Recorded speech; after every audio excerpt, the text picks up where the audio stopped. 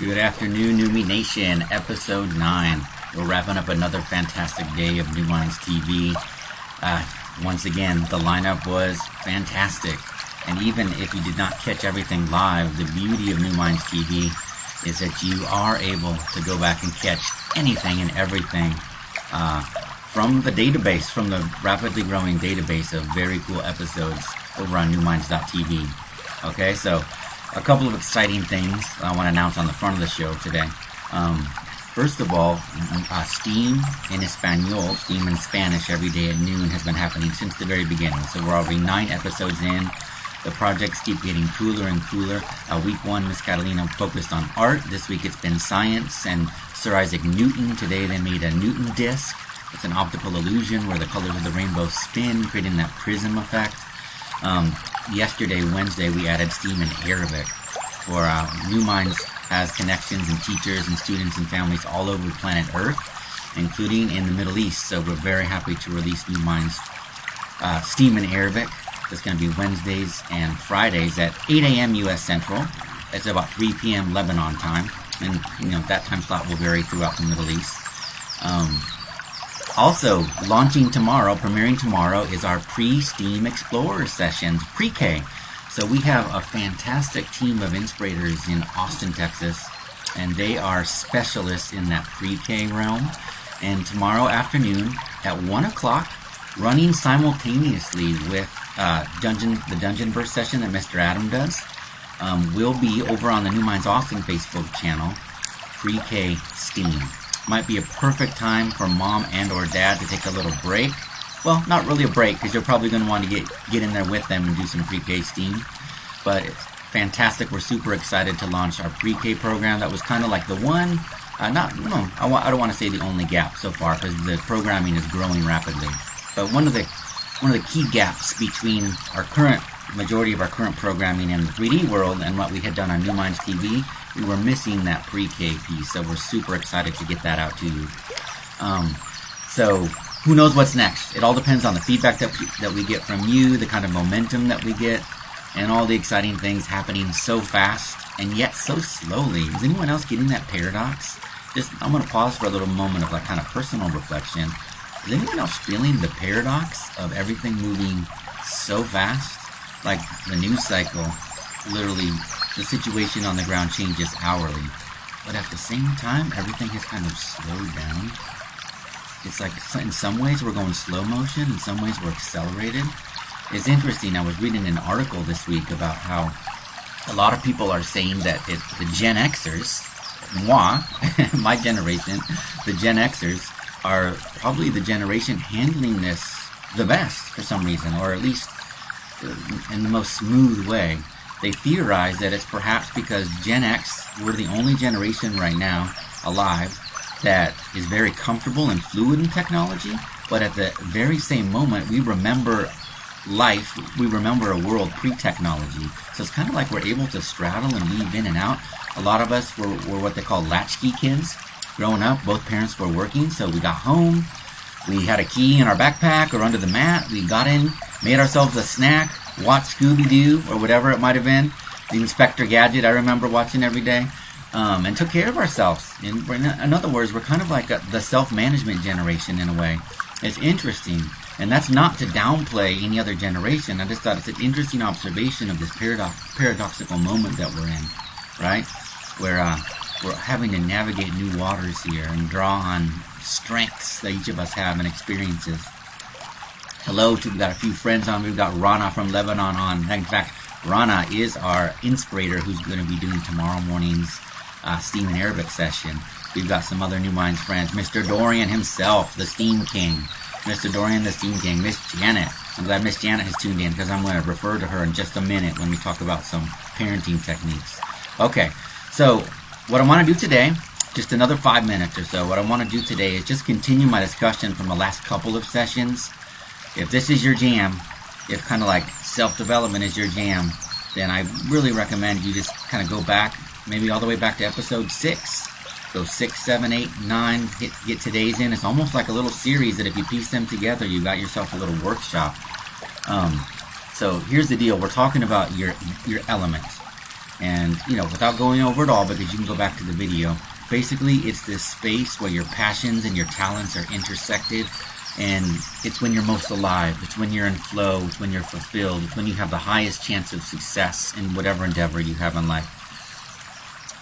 My argument is that this unique moment in history that we're in, with parents being really, really in an intimate setting with their kids, 24/7, really, what an opportunity to sort of like coach your kids through this process, and yourself as well, because that was my other big, wisdom bomb drop, was my assertion that parenting is just a mirror. Parenting is a mirror of really your own inner world. And okay, bear with me for just a second. You can erase it from your mind if you want, but I'm gonna say, parenting is really just a reflection of the way that you treat your own inner child.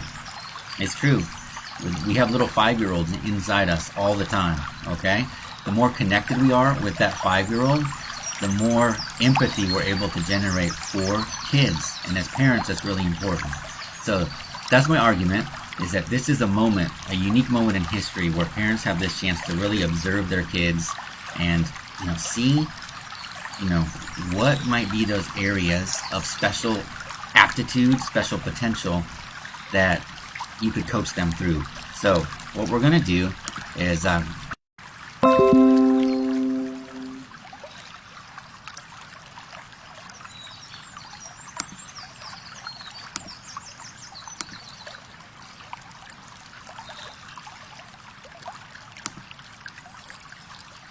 okay.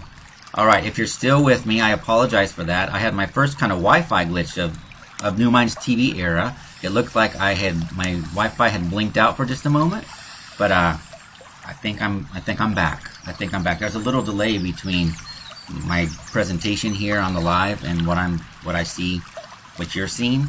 So I'll appreciate a comment in just a moment when you get caught up to me if we're still live. Okay, but I'm gonna keep going. So Sir Ken Robinson talks a lot about this, like finding your aptitudes, and there's a couple of approaches. If you have an older child, one thing you can do during this time is have them do a formal aptitude assessment. I'm not the biggest fan of standardized testing. Not many people are these days. But at the same time, some of these aptitude tests can give you really interesting and valuable insights about areas of aptitude that you or your child might have that you wouldn't have necessarily thought of on the surface. And I'm going to recommend one in particular in just a moment. But here, what I'm really saying here, though, is not to burden you with another assignment, is think about just the informal observation that you can do of your child. And this is a question that we use, all the time at New Minds when we do one-on-one coaching with a child and we're trying to help a parent work through this process. Here's the question. Describe a time or activity in which time slows down for you or even disappears altogether. Okay?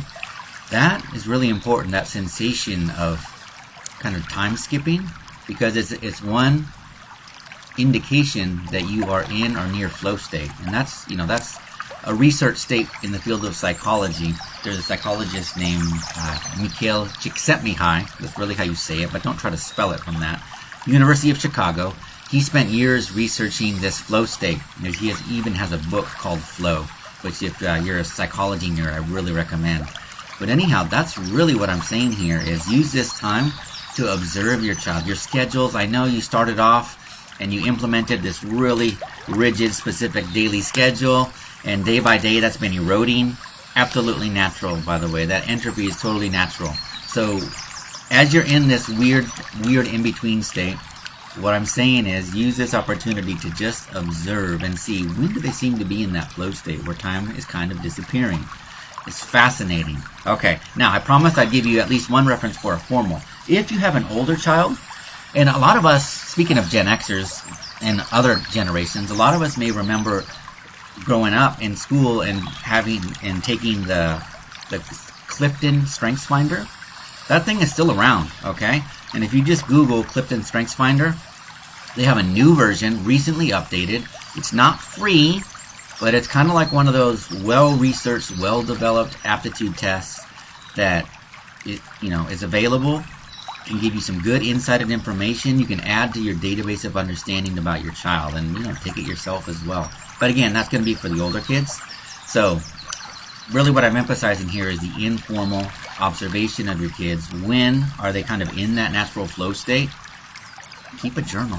Why not? What's wrong with keeping a little journal about your observations? Be a scientist.